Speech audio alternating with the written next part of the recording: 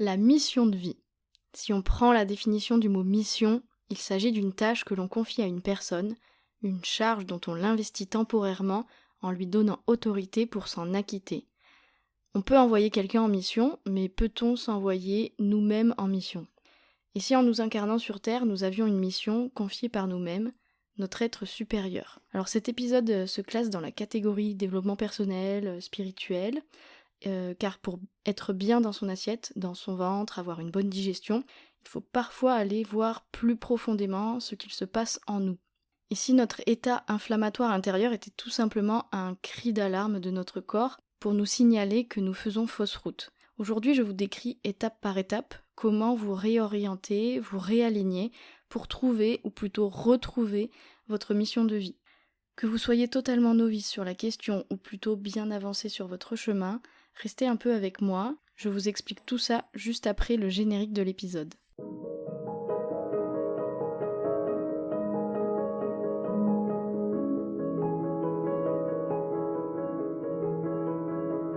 Bienvenue dans Mange, Vie, Aime, le podcast nutrition holistique pour apprendre à nourrir corps, mental et âme et remettre la vie au centre.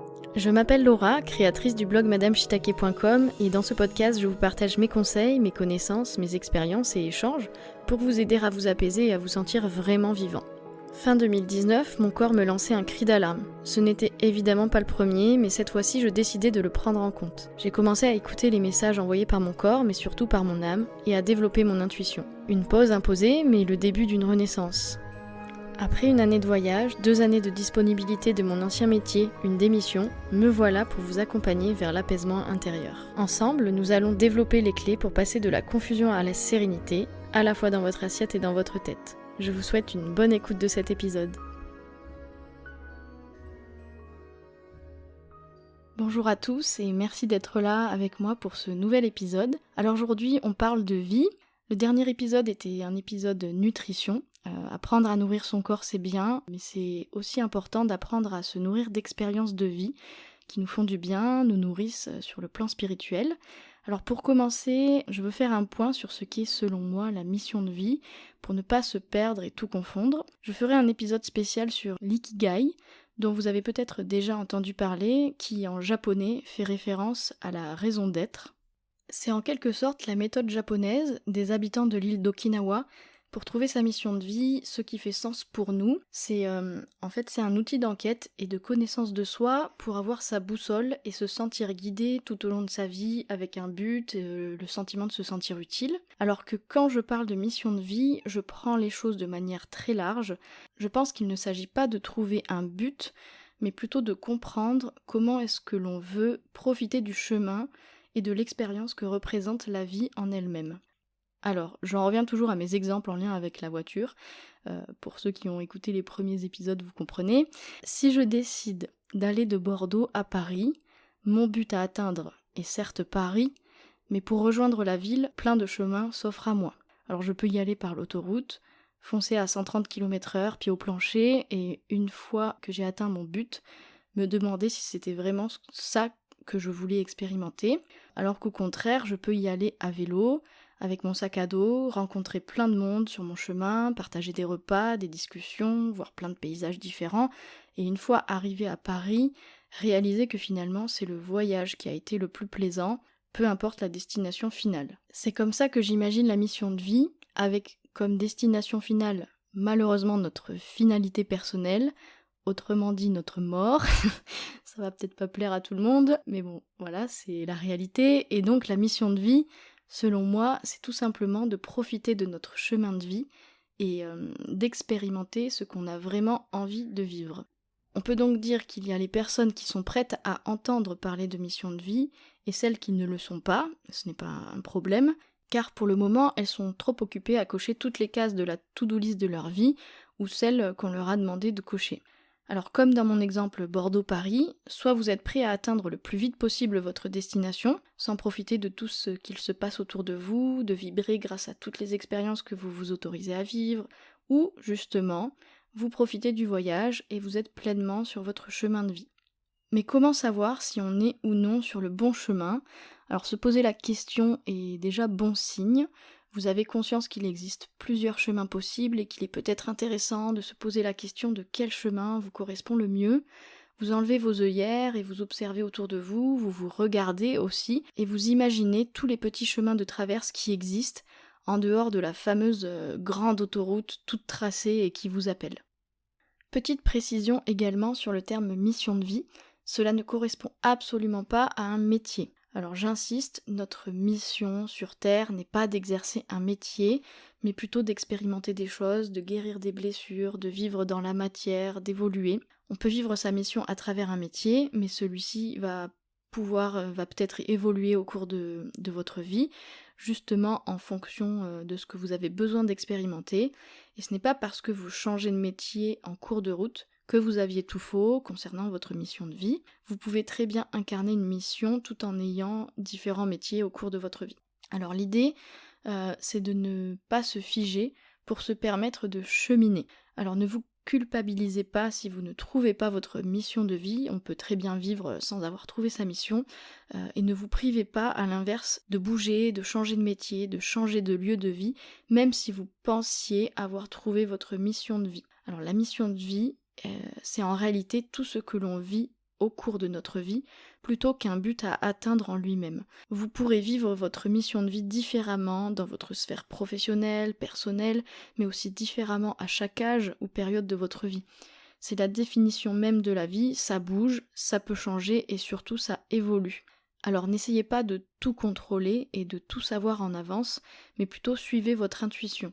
Pour terminer sur ce qu'est la mission de vie, selon moi, je vais partir de mon cas personnel et de ce que je vis en ce moment. Comme vous le savez, ou alors je vous l'apprends, j'enregistre aujourd'hui cet épisode depuis l'Australie, le fameux gros voyage dont je vous parlais dans les épisodes précédents. Ce n'est pas le premier gros voyage que je fais, j'ai déjà de nombreux mois de voyage à mon actif et je pense sincèrement que le voyage est source pour moi de nombreux apprentissages. Et l'idée, ce n'est pas forcément la destination, la durée du voyage, mais plutôt l'inconnu de ce que je vais vivre pendant le voyage. Et cet été, j'avais mis un point d'honneur à faire du trajet un voyage en lui-même. Vous aviez peut-être suivi mon expérience de voyage en Islande en y allant en voiture jusqu'au Danemark, puis en prenant un ferry pour arriver jusqu'en Islande. Et donc il y avait une semaine de trajet aller, une semaine de trajet retour, mon oreille interne complètement retournée, l'expérimentation du mal de terre. Donc on peut dire que j'aime expérimenter la difficulté, mais malgré tout, quand je suis rentrée de ce voyage avec mon mari, on s'est posé pour faire notre planning d'automne 2023, et arrivé à la planification du mois de décembre, mon intuition m'a tout de suite soufflé de ne rien prévoir, qu'un autre voyage serait en préparation. Ma mission de vie, j'ai enquêté dessus plusieurs années. Il peut m'arriver encore de tâtonner de temps en temps, mais une chose est sûre, j'incarne les valeurs qui me sont chères, à savoir la liberté et le respect. Aujourd'hui, je me retrouve donc en Australie. C'était un but à atteindre, car un rêve que nous avions avec mon mari de nous y rendre pendant plusieurs mois en PVT, c'est un visa d'1 an pour voyager et travailler dans le pays. Sauf que cette fois, je me rends compte que je me suis plantée. J'ai vu ce projet comme un but à atteindre plutôt que comme un chemin à parcourir. On se retrouve donc aujourd'hui en Australie, certes. On a atteint l'objectif, mais qu'est-ce qu'on fait là? Qu'est-ce qu'on a à y vivre? Du coup, aucune idée. Alors, comme tous ceux qui se trouvent dans ce pays pour ce genre de visa, on a appliqué la to-do list des choses à faire. Donc on a commencé par chercher un van pour faire le tour du pays en road trip. Échec cuisant, car les vannes ici sont majoritairement des poubelles roulantes à prix d'or, et on a bien failli se faire avoir plus d'une fois. On a ensuite cherché un boulot, et on l'a trouvé. On est censé commencer la semaine prochaine pour un boulot très très bien payé. Ça, c'est l'avantage de l'Australie, c'est que les salaires sont bien plus élevés. On est nourri, logé, donc clairement l'argent qu'on gagne c'est dans notre poche. Mais est-ce que c'est de ça qu'on a vraiment envie? Beaucoup nous diraient qu'on a trouvé le Graal du job de backpacker ici, mais nous on se dit que c'est nous éloigner de ce qui nous fait le plus vibrer ces derniers temps, à savoir écrire des articles pour le blog, créer, animer ce podcast, vous écrire, vous aider, travailler où l'on veut, quand on veut, pour nous, pour vous. Et la liberté et le respect de notre rythme et de nos valeurs en prend un coup. Donc vous l'aurez compris, Quand on a trouvé sa mission de vie, il ne s'agit pas de rester figé, mais de profiter du chemin, d'incarner qui l'on est vraiment, s'autoriser à se tromper, à aller jusqu'au bout de nos idées. Par contre, ayez bien en tête qu'à la fin de toutes les étapes que je vais vous présenter dans la suite de l'épisode, vous ne recevrez pas un ordre de mission, avec une liste de tâches à faire. Vous vous incarnez sur Terre pour vivre cette mission. Mais sachez que la trouver n'est pas chose si facile et c'est justement le but du jeu. Enquêter et cheminer pour incarner votre mission plutôt que faire tout simplement vos devoirs. Donc on a fait le gros point sur la mission de vie, mais maintenant le cœur de l'épisode, comment on la trouve. Je vous partage les étapes selon mon expérience, ce que j'ai vécu et comment j'en suis arrivée à identifier ma mission de vie. La première étape, c'est justement de prendre conscience que nous avons une mission. Donc parfois, cette prise de conscience se fait simplement par les recherches personnelles, les lectures, ou car vous avez tout simplement la sensation que c'est une évidence pour vous, mais parfois ça se fait un peu plus dans la douleur.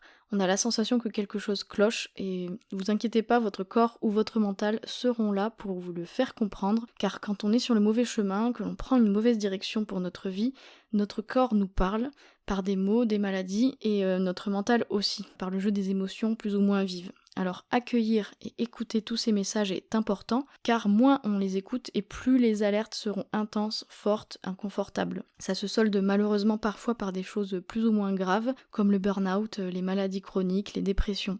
Donc pour cette première étape, je dirais qu'il faut écouter ces ressentis, et si vous avez l'impression de ne pas être à l'aise, pas à votre place, que la situation ne vous convient absolument pas, il est peut-être temps de faire une pause et de se pencher sur la question de votre mission de vie. On en arrive alors à la deuxième étape, prendre le temps de se connaître. On se connaît parfois moins bien que nous connaissons notre entourage ou que notre entourage nous connaît. Ça, c'est pour la connaissance du personnage que l'on incarne. Par contre, qui l'on est vraiment, au fond de nous-mêmes, il n'y a que nous qui pouvons faire la connaissance avec notre vrai soi. Cela nécessite beaucoup d'investissement en temps, parfois en argent, alors en fait non, spoiler, alerte, ça nécessite de l'argent, mais c'est surtout une réelle volonté que d'apprendre à se connaître vraiment, véritablement même. Donc vous pouvez commencer par du contenu gratuit comme des vidéos YouTube, des articles de blog, ensuite commencer à acheter des livres, faire des cahiers d'exercices, de développement personnel, faire tout un travail d'introspection en autonomie, mais vous pouvez ensuite vous faire accompagner par des personnes formées pour vous aider dans tout ce travail de connaissance de vous-même, ou pour aller plus loin, plus en profondeur, à la racine de certains problèmes, de certaines douleurs. Il y a bien sûr l'option psychologie pour apaiser votre mental, pour libérer vos traumas. Et par contre, pour ce qui est de la découverte de ces vrais désirs, je préconise plutôt l'option psychanalyse, qui est une branche en fait, soit liée à la psychologie, soit à la psychiatrie. En fait, un psychologue ou un psychiatre peut être psychanalyste. La psychanalyse, c'est vraiment à part, c'est vraiment un travail et un investissement personnel, une analyse. C'est une volonté qui est souvent la plus coûteuse en temps, en argent et en énergie, mais qui finit par payer pour ceux qui sont réellement investis dans leur analyse personnelle. Dans mon cas, ça va faire 12 ans que je fais un travail d'analyse. Une psychanalyse, ça s'étale dans le temps, hein, ça peut même durer 20, 30 ans, enfin infiniment, c'est nous qui choisissons. Donc ça fait 12 ans que je fais ce travail d'analyse, et c'est ça qui fait qu'aujourd'hui, j'ai plutôt une bonne connaissance de ce qui me fait vibrer, kiffer dans la vie, sur tous les plans, dans toutes les sphères de ma vie, et c'est ce qui m'a aussi aidé à éliminer tout ce qui au contraire était plutôt toxique, inutile et surtout imposé et non désiré. Alors merci Freud, mon ami. Donc vous avez alors fait connaissance avec la notion d'inconscient qui est au cœur de la psychanalyse. Mais pour aller encore un peu plus loin, vous pouvez faire des exercices pour entrer en contact avec votre âme, avec votre être supérieur. Dans mon cas, j'ai testé ce qui s'appelle l'hypnose régressive, qui consiste à rentrer dans un état de conscience modifié pour poser toutes les questions existentielles que l'on se pose à son vrai soi et avoir pas mal de réponses à ses principales questions. Alors tous ces exercices nécessitent, vous vous en doutez bien, de l'ouverture d'esprit, de la bonne volonté, de l'assiduité, et ce qui marche cependant le mieux pour moi, et qui est malheureusement le plus coûteux, mais le plus efficace, ce sont les voyages. Être dans un endroit où l'on n'a plus aucun repère, où l'on découvre, on explore, me permet à chaque fois d'en apprendre toujours plus sur moi, sur mes besoins, mes envies, valider les valeurs que je veux protéger. Mais bien évidemment, pour les budgets les plus limités, il y a toutefois des activités bien plus accessibles, comme l'écriture, le dessin, le chant, le tout fait de manière intuitive et libre. Ce sont des activités que je pratique quasiment quotidiennement, auxquelles on peut ajouter la méditation. On peut aussi parler de la marche dans la nature, peu importe, tant que vous passez un moment avec vous-même. L'idée de cette deuxième étape est de tout faire pour reconnecter avec son enfant intérieur, redécouvrir vos vrais désirs, vos passions, identifier vos valeurs. Et je le répète, ça nécessite du temps, de l'investissement et de la volonté. Donc quand ce sera votre moment, vous n'aurez aucune difficulté à vous accorder le temps nécessaire pour faire une pause, à investir en vous et à passer ce temps avec vous-même pour vous rencontrer. Le principal, c'est de choisir les techniques qui vous correspondent le mieux. Ensuite, la troisième étape, et ce n'est pas la plus facile, car elle consiste à déconstruire. Donc déconstruire vos schémas, bousculer un peu vos habitudes et aller creuser un peu plus du côté de votre côté sombre. Donc quand on fait connaissance avec quelqu'un, on voit tout ce qui nous plaît chez la personne, ce qui nous attire. C'est ce que vous aurez fait en apprenant à identifier vos valeurs, vos passions, vos désirs, vos atouts, vos principales compétences, vos dons. Mais, et parce qu'il y a un mais, nous sommes tous des êtres humains et donc nous avons tous nos petits défauts, nos masques et nos tocs plus ou moins dérangeants. Et donc l'idée est justement de prendre conscience de tout ça avec honnêteté, s'autoriser à rire de nous-mêmes, d'être dans l'autodérision, dans la prise de recul, pour finir par nous pardonner tous nos comportements passés, présents ou même futurs. Notre ego, si vous n'avez jamais entendu parler de l'ego, c'est en quelque sorte notre meilleur ami pour nous protéger de nos blessures d'âme, mais c'est un peu aussi notre meilleur ennemi.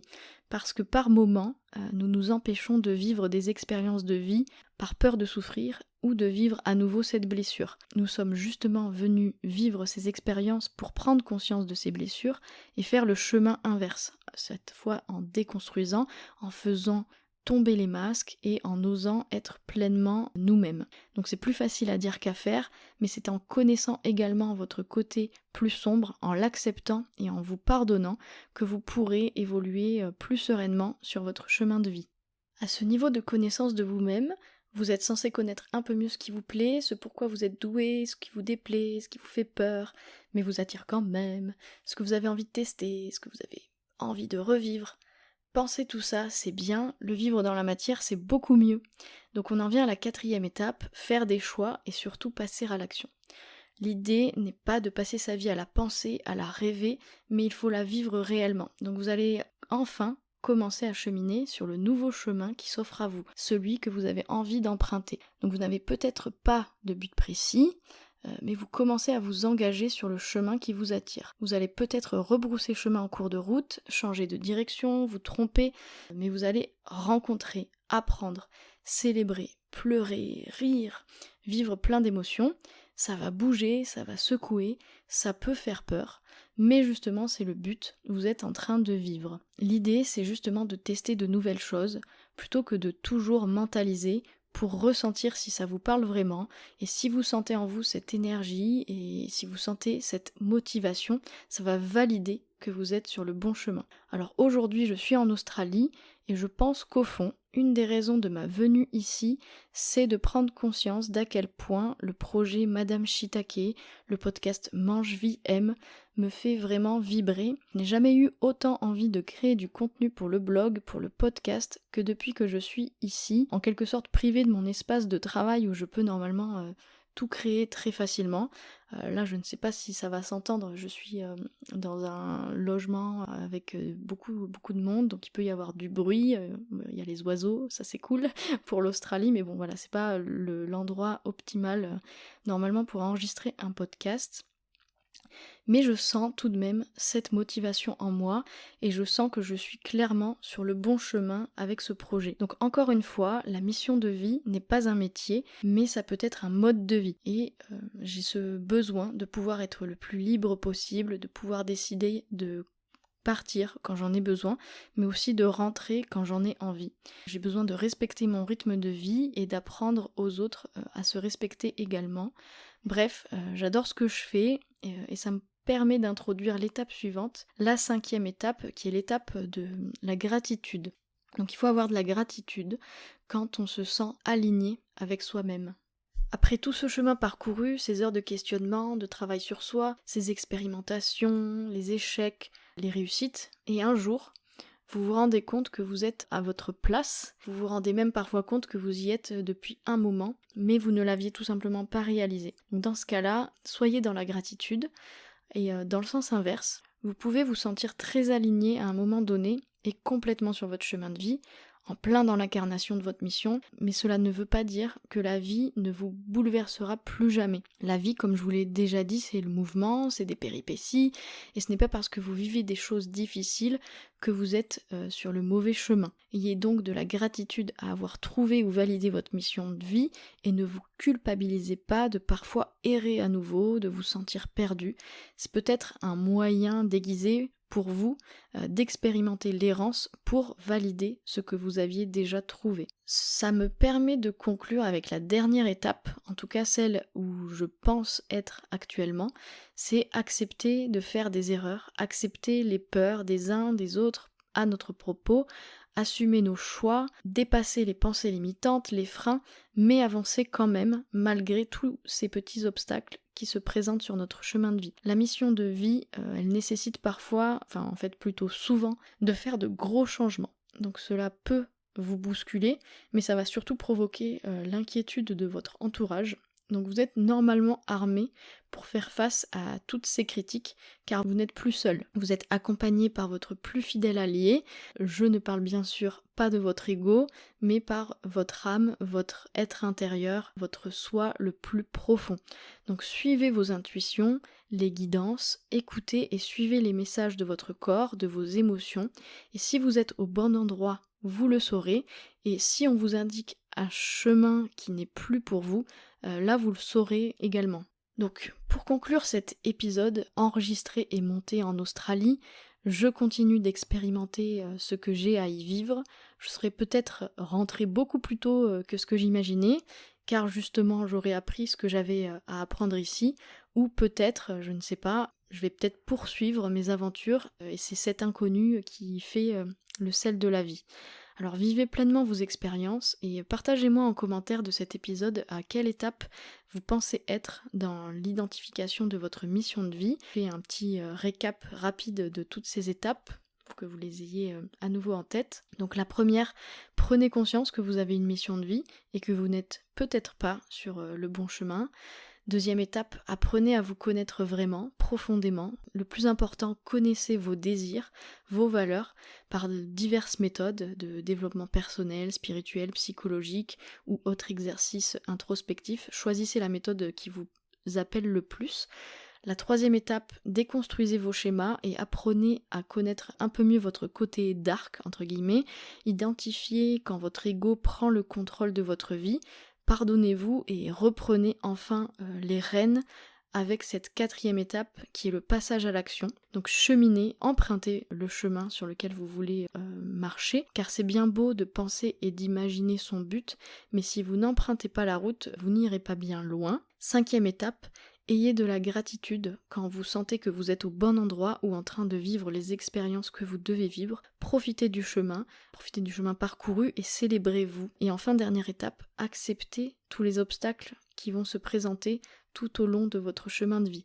La vie, c'est pas un long fleuve tranquille, mais quand on comprend que l'on sait nager, on peut se jeter à l'eau en toute tranquillité. Sur ce, je vous dis à bientôt pour le prochain épisode. Et en attendant, prenez bien soin de vous et de votre âme.